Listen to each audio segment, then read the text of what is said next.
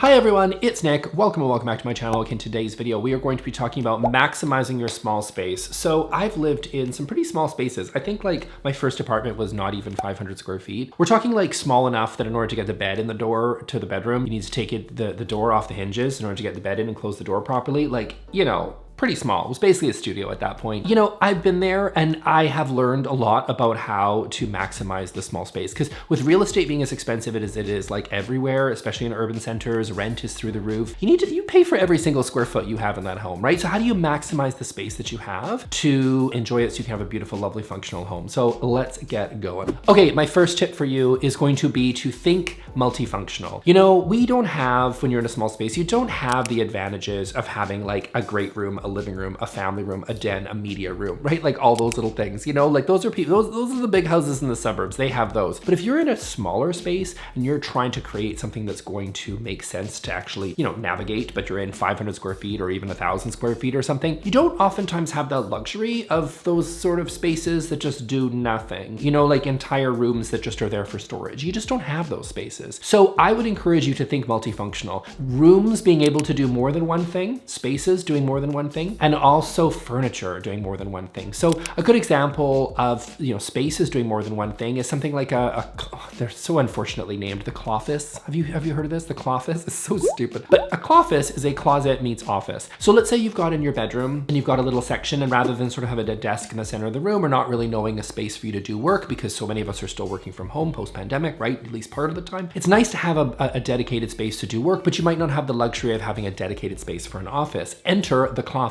It's stupidly named, but here we are. Taking a little area of a second bedroom or the one bedroom that you have, and if you have sort of a little closet space or whatever, you can take the door off the hinges and just sort of like section out a space for yourself, or keep the hinges on if you want to be able to shut your office away at the end of the day. That's nice too. But having a little area that you can section off and make your own, and it's a dedicated space that makes sense for work. So making your spaces do double duty becomes really important. And furniture doing more than one thing also really matters, right? So, you know, you might not have the luxury even for a larger dining table, but taking something like, you know, your coffee table area, rather than just having a regular coffee table, having one that sort of like lifts up so you could use a little bit as a table for yourself to use for work. If again, you're working from home and you want to have your laptop, you want to pop that on there while you're sitting in your living room, that might make sense. Or a place for you to eat dinner or something like that. That can work really well as well. So there's, I'm going to link to a bunch in the description, the affiliate links, whatever, are down there, but like the transformer table or whatever, they've got really cool ones that just sort of like lift up so you're able to do work or you're able to eat in this area without necessarily bending over to the coffee table. So it's a coffee table, but also kind of a table if you really kind of think about it. Things like storage shelves, rather than having sort of plain open shelving, there can also be storage shelves. I think are really underutilized. I don't know why. Retailers need to come out with more of these. I've linked one here to West Elm. I'm going to show one here, which is cute. I had one from CV2 years ago that I really loved. I had to leave it in my old apartment, unfortunately, but it was super, super cool and I really loved it, and they discontinued it and I don't know why. So this is taking the idea of shelving, which you might need to display your things or whatever. We all like a good shelf, right? Prop a little photo up on there. To have it be a storage shelf, now it's double duty. Yes, it's providing an opportunity for you to add a little bit more decor, but you can just take down, you know, fold down one of those little shelving units, and now you've got a space to put keys or other assorted crap. Make your own decisions in terms of what you need to store. That's up to you, but you've got stuff that you can throw in there, and that is really key. So we're not just thinking in terms of one thing, we're thinking how can this do multiple things at the same time. And I would just also say that especially when looking at furniture pieces, this is another really good opportunity just to talk quickly about storage, because storage is clutch when you're in a small space. And again, you don't have that room to just chuck a bunch of crap in there. You probably don't even have a garage to be able to throw a bunch of stuff in there, right? So what do you do? And I would say that looking for furniture pieces, like my bed is from Sundays, it flips up, which is amazing. And it's got a whole opportunity under there for you to put a whole bunch of storage. Such a great opportunity. Those bins that go under there, fantastic. You can throw those under a bed. Those are great too. You can buy them here on Amazon or wherever you go, like for all of your organizational needs. IKEA's got some great ones, right? So all those different pieces, you know, even those couches that you can sort of like open up the seat and you've got an opportunity for storage in there. Coffee table, opportunity for storage. Any way that you can put closed door cabinetry to store all your excess stuff that you need, but you don't necessarily know what to do with, that's a great opportunity to do it. Even like your Christmas decorations, like maybe you might be able to store it somewhere else, or you might get a storage locker or something, but where do you store them if you live in 600 square feet? If it's got to go somewhere, guess what? It's going under the bed. Do you know what I mean? Like find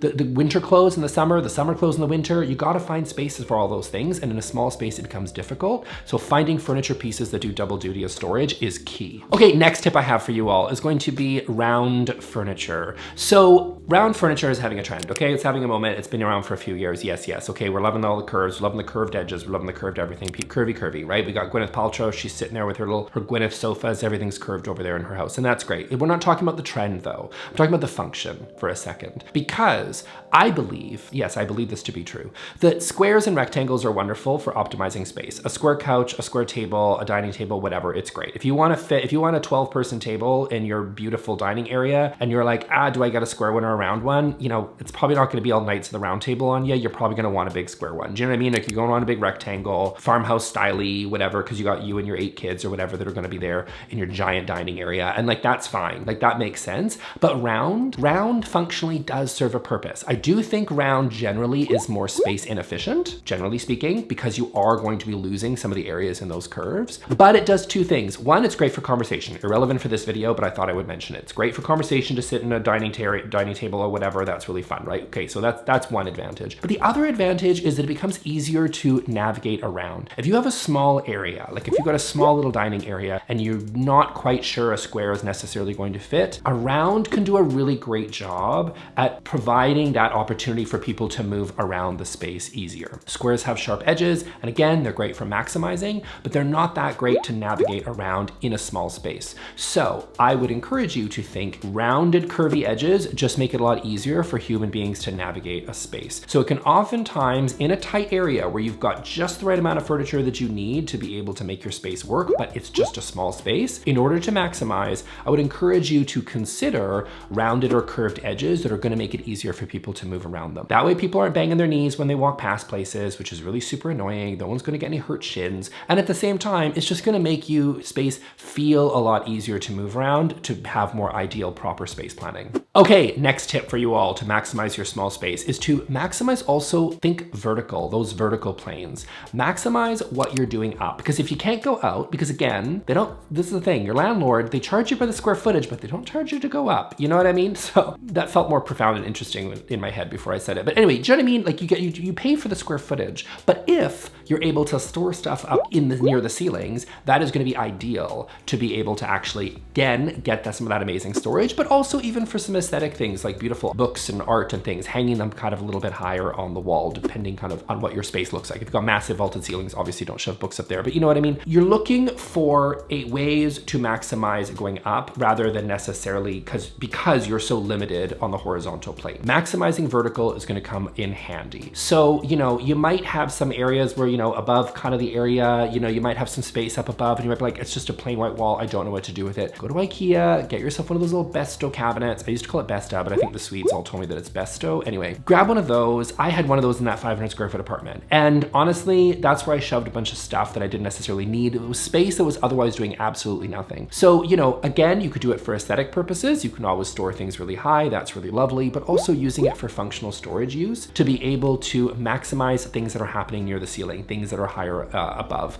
You know, sometimes I think in design, we tend to think kind of low to the ground, and we tend to sort of think on the horizontal plane, recognizing that there's a lot of space up there that you're maybe not utilizing. And again, if you got a 3,000 square foot home or like a 3,500 square foot home or something, you got like a 6-bedroom, 6-bathroom home, who cares, right? You got space to burn. You don't have any worries necessarily about space. In fact, your problem is probably, can I afford all the furniture? Why did I buy a 6-bedroom home? Which is quite frankly a different problem. But here, if we're trying to maximize a small space, going up is going to be really, really important to make sure that you're maximizing all the square footage that you have, especially when it comes to that all-important storage. You're gonna hear me say storage about 17 times in this video because I know, because I've been there, because those winter sweaters need to go somewhere. Okay, next up on my list is gonna be appropriate sizing. This is about the scale, right? What size of the furniture pieces are we selecting for the home? And this becomes really challenging. I'll be straight out honest with you right off the bat here, which is that if you are renting and you're moving around, you know, some people move every year, some people move more often than that, right? Things that worked for you in the past might not always work for you in the new space. And you're like, well, what do I do? If it doesn't fit, it doesn't fit. Okay, you can try to make it work, I get you, but that's a real challenge with moving all the time, is sometimes you're buying and selecting pieces that are going to make sense for that space, but they don't always make sense for future spaces. And that is also another really good reason why to buy sort of smaller or more appropriately sized furniture for the square footage of home that you're actually gonna be living in. You know, Restoration Hardware, let's say you love good old RH. I don't. I think it's incredibly overpriced, but you do you. Let's say you love RH. Honey, you live in 600 square foot. It's just not for you. You know, there might be some things in there, but probably not. I don't know if you've been in there lately, but it looks like it belongs in like the Gryffindor common room. It seats about 45 people. That's typically what happens when you're at Restoration Hardware. It's just not for you, okay? 600 square feet. Shop at retailers that are going to be more appropriately sized for what you're looking for. So Crate and Barrel, for example, you might love Crate and Barrel. It's a great retailer. I think they got pretty good quality stuff. You know, people really love them. Generally though, a lot of the stuff is made for that 3,500 square foot home we talked about. CB2 is a little bit more contemporary. It's a little bit younger, and the furniture is usually a little bit smaller in scale. So that retailer might make a lot more sense for you than necessarily going with good old Crate and Barrel. IKEA is also a great option. West Elm is another really great option. You may not like those retailers. That's up to you. You don't have to like them. I'm just pointing them out. There are retailers out there that have furniture pieces that are more appropriately scaled for what you're going to need them for. Buy furniture that makes sense for your space.